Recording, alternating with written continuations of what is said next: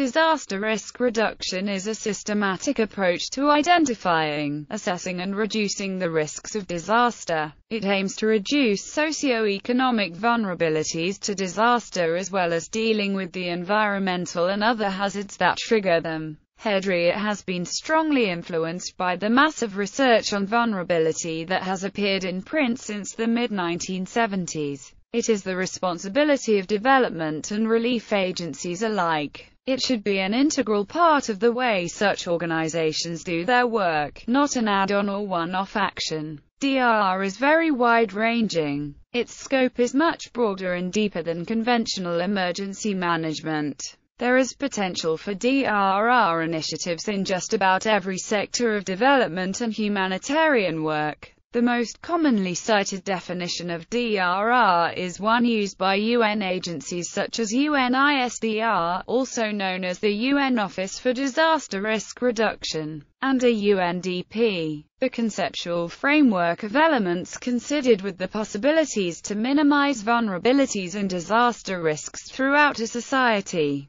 to avoid or to limit the adverse impacts of hazards, within the broad context of sustainable development. Context. Only 4% of the estimated $10 billion in annual humanitarian assistance is devoted to prevention, and yet every dollar spent on risk reduction saves between $5 and $10 in economic losses from disasters. Development of the concept and approach. The evolution of disaster management thinking and practice since the 1970s has seen a progressively wider and deeper understanding of why disasters happen, accompanied by more integrated, holistic approaches to reduce their impact on society. The modern paradigm of disaster management, disaster risk reduction, represents the latest step along this path. DRR is a relatively new concept in formal terms, but it embraces much earlier thinking and practice. It is being widely embraced by international agencies, governments, disaster planners and civil society organizations. Many see climate change as having a direct impact on the prevalence and seriousness of disasters, as well as causing them to be more frequent in the future. There are growing efforts to closely link DRR and climate change adaptation, both in policy and practice.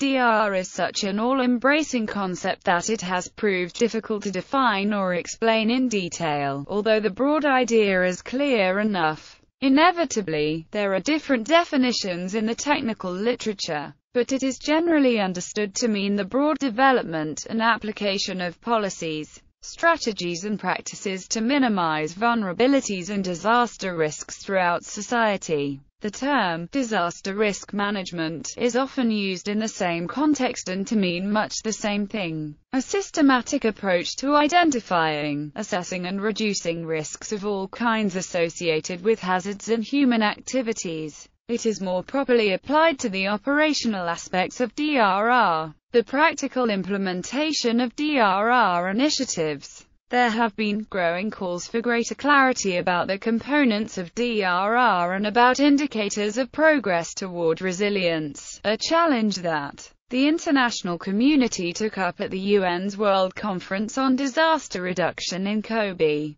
Japan, in 2005, only days after the 2004 Indian Ocean earthquake. The WCDR began the process of pushing international agencies and national governments beyond the vague rhetoric of most policy statements and toward setting clear targets and commitments for DRR. The first step in this process was the formal approval at the WCDR of the Hyogo Framework for Action. This was the first internationally accepted framework for DRR. It set out an ordered sequence of objectives, with 5 priorities for action attempting to capture the main areas of DRR intervention. The UN's biennial Global Platform for Disaster Risk Reduction provided an opportunity for the UN and its member states to review progress against the Hyogo framework. It held its first session 5–7 June 2007 in Geneva, Switzerland, where UNISDR is based. The subsequent global platforms were held in June 2009, May 2011, and May 2013, all in Geneva. The successor accord to the Hyogo framework was adopted at the World Conference on Disaster Risk Reduction held on March 14–18, 2015 in the Japanese city of Sendai. It is known as the Sendai Framework for Disaster Risk Reduction. UN initiatives have helped to refine and promote the concept at international level, stimulated initially by the UN's designation of the 1990s as the International Decade for Natural Disaster Reduction. In 1999, UN member states approved the International Strategy for Disaster Risk Reduction, which reflected a shift from the traditional emphasis on disaster response to disaster reduction, by seeking to promote a culture of prevention. Some issues and challenges in DRR priorities. It is unrealistic to expect progress in every aspect of DRR. Capacities and resources are insufficient. Governments and other organizations have to make what are in effect investment decisions, choosing which aspects of DRR to invest in, when, and in what sequence. This is made more complicated by the fact that many of the interventions advocated are developmental rather than directly related to disaster management. Most existing DRR guidance sidesteps this issue. One way of focusing is to consider only actions that are intended specifically to reduce disaster risk. This would at least distinguish from more general efforts towards sustainable development. The concept of invulnerable development attempts this. In this formulation, invulnerable development is development directed toward reducing vulnerability to disaster, comprising decisions and activities that are intentionally designed and implemented to reduce risk and susceptibility, and also raise resistance and resilience to disaster. Research has shown the impact of further investment in effective preparedness, as the benefits with regards to reducing humanitarian caseloads far outweigh the costs. A case study of Niger showed positive cost and benefit results across all scenarios. It is estimated that every $1 spent results in $3.25 of benefit in the most conservative scenario. This increases to $5.31 of benefit for the least conservative scenario. Partnerships and inter-organizational coordination. No single group or organization can address every aspect of DRR. DRR thinking sees disasters as complex problems demanding a collective response. Coordination even in conventional emergency management is difficult, for many organizations may converge on a disaster area to assist. Across the broader spectrum of DRR, the relationships between types of organization and between sectors become much more extensive and complex. DRR requires strong vertical and horizontal linkages. In terms of involving civil society organizations, it should mean thinking broadly about which types of organization to involve. Universities and research institutions, communities and their organizations, traditional emergency management, civil defense thinking makes two misleading assumptions about communities. First, it sees other forms of social organization as irrelevant to emergency action. Spontaneous actions by affected communities or groups are viewed as irrelevant or disruptive because they are not controlled by the authorities. The second assumption is that disasters produce passive victims who are overwhelmed by crisis or dysfunctional behavior. They therefore need to be told what to do, and their behavior must be controlled, in extreme cases, through the imposition of martial law. There is plenty of sociological research to refute such myths. An alternative viewpoint, informed by a considerable volume of research, emphasizes the importance of communities and local organizations in disaster risk management. The rationale for community-based disaster risk management that it responds to local problems and needs, capitalizes on local knowledge and expertise, is cost-effective, improves the likelihood of sustainability through genuine ownership of projects, strengthens community technical and organizational capacities, and empowers people by enabling them to tackle these and other challenges. Local people and organizations are the main actors in risk reduction and disaster response in any case. Learning from a Colombian community, widespread flooding affected most of Colombia's 32 regions between 2010 and 2012. Some 3.6 million people were affected. On the 24th of April 2012, President Juan Manuel Santos enacted a law, which aimed at improving natural disaster response and prevention at both national and local level. The Universidad del Norte, based in Barranquilla, has investigated how one community reacted to the destruction caused by the floods, in an effort to try and make Colombian communities more resilient to similar events occurring in the future. With funding from the Climate and Development Knowledge Network, the project team spent 18 months working with women from the municipality of Manatí, in the department of Atlántico. Here, 5,733 women were affected by the floods. They had to reconstruct their entire lives in a Manatí they could no longer recognize. The project team worked with the women to find out how they coped with the effects of the floods, and to articulate the networks of reciprocity and solidarity that developed in the community. Their findings highlighted resilience strategies that the community used to respond to the extreme event. The researchers suggested that similar strategies could be used to inform government actions to reduce or manage risk from disasters. They also concluded that it is important to consider gender when planning for disasters, as women and men often play very different roles, and because, on average, disasters kill more women than men. Governance. The DRR approach requires redefining the role of government disaster reduction. It is generally agreed that national governments should be main actors in DRR. They have a duty to ensure the safety of citizens, the resources and capacity to implement large-scale DRR, a mandate to direct or coordinate the work of others, and they create the necessary policy and legislative frameworks. These policies and programs have to be coherent. More research is needed into why some governments are more successful than others in disaster management. There is still no general consensus as to what drives changes in policy and practice. The shifting relationship between central government and other actors is another area requiring research.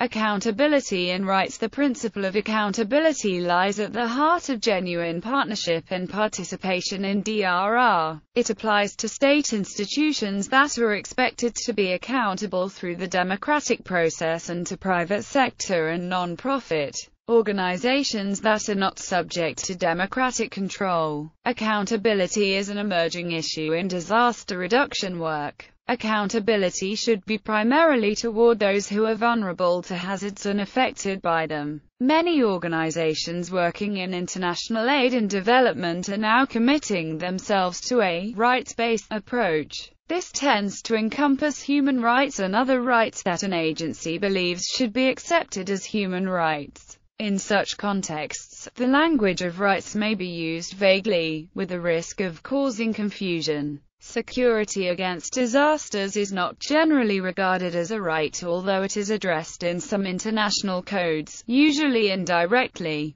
The idea of a right to safety is being discussed in some circles. Policy and investment. In a June 2012 study, researchers at the Overseas Development Institute highlighted the need for more focus on disaster risk management in the international policy frameworks to be agreed in 2015. Economic costs of disasters are on the rise, but most humanitarian investment is currently spent on responding to disasters, rather than managing their future risks. If this pattern continues, the researchers argue, then spending on reconstruction and relief will become unsustainable. A more developed evidence base, enhanced political commitment, and dialogue across policy areas will be needed for this mainstreaming of disaster risk management to happen. Further papers also highlighted the need for strong gender perspective in disaster risk reduction policy. Studies have shown that women are disproportionately impacted by natural disasters. Following the 2004 tsunami in the Indian Ocean, 77% and 72% of the deaths in the districts of North Aceh and Aceh Besar, Indonesia, were female, and in India 62% of people who died were female. A gender-sensitive approach would identify how disasters affect men, women, boys and girls differently and shape policy to people's specific vulnerabilities, concerns and needs. Towards the Sendai Framework for Disaster Risk Reduction. In March 2015, the 10-year-old Hyogo Framework came to an end and was replaced by the Sendai Framework. It sets out 4 priorities. Understanding disaster risk, strengthening disaster risk governance to manage disaster risk, investing in disaster risk reduction for resilience,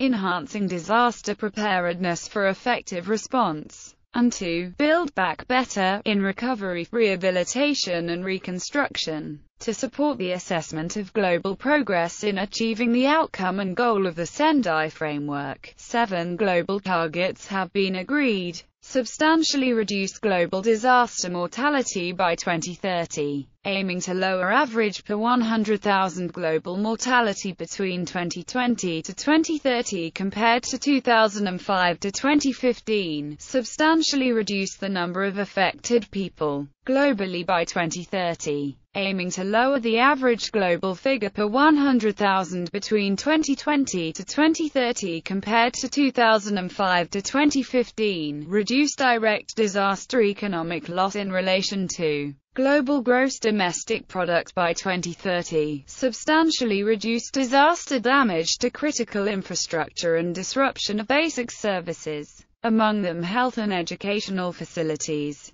including through developing their resilience by 2030, substantially increase the number of countries with national and local disaster risk reduction strategies by 2020, substantially enhance international cooperation to developing countries through adequate and sustainable support to complement their national actions for implementation of the framework by 2030, substantially increase the availability of and access to multi-hazard early warning systems and disaster risk information and assessments to the people by 2030. The Sendai Document emerged from 3 years of talks, during which UN member states, NGOs and other stakeholders made calls for an improved version of the existing HFA, with a set of common standards, a comprehensive framework with achievable targets, and a legally based instrument for disaster risk reduction. Member states also emphasized the need to tackle disaster risk reduction and climate change adaptation when setting the Sustainable Development Goals, particularly in light of an insufficient focus on risk reduction and resilience in the original Millennium Development Goals. Emergency preparedness has the potential to be transformative in presenting sustainable and functioning national systems that will reduce the cost of long-term response and relieve the increasing burden on the humanitarian system. However, emergency preparedness is largely underfunded. Where the financing does exist, it is complex, fragmented and disorganized. This is particularly the case for the international contribution, with various separate institutions, mechanisms and approaches defining where the funding is directed and how it is spent. A report by the Overseas Development Institute suggests that although there are advantages to improving existing financing mechanisms for emergency preparedness, it is not sufficient to simply reinforce the current system. Incremental changes will still leave gaps and a global solution should be considered to improve long-term disaster risk reduction. Major international conferences and workshops. With the growth of interest in disasters and disaster management, there are many conferences and workshops held on the topic, from local to global levels. Regular international conferences include the Annual Conference of Teams, the International Emergency Management Society, the International Disaster and Risk Conferences and Workshops, held each year since 2006, in Davos, Switzerland, and other locations. The meetings of the International Research Committee on Disasters, held as part of the International Sociological Association's World Congress of Sociology. Major publications: Toward Resilience, A Guide to Disaster Risk Reduction and Climate Change Adaptation. Disaster Prevention, A Role for Business, Provention and Maplecroft. Tools for Mainstreaming Disaster Risk Reduction. Guidance Notes for Development Organizations, Charlotte Benson and John Twigg with Tiziana Rossetto, IFRC and Provention. Natural Disaster Hotspots Case Studies, World Bank. World Disasters Report 2006, IFRC. Indigenous Knowledge for Disaster Risk Reduction, UNISDR. Words into Action, UNISDR. Living with Risk, UNISDR. UNISDR informs UNISDR. Guidance Notes on Safe for School Construction, World Bank, INEISDR. Guidance Note on Integrating Disaster Risk Reduction into the CCA and UNDAF UNDG.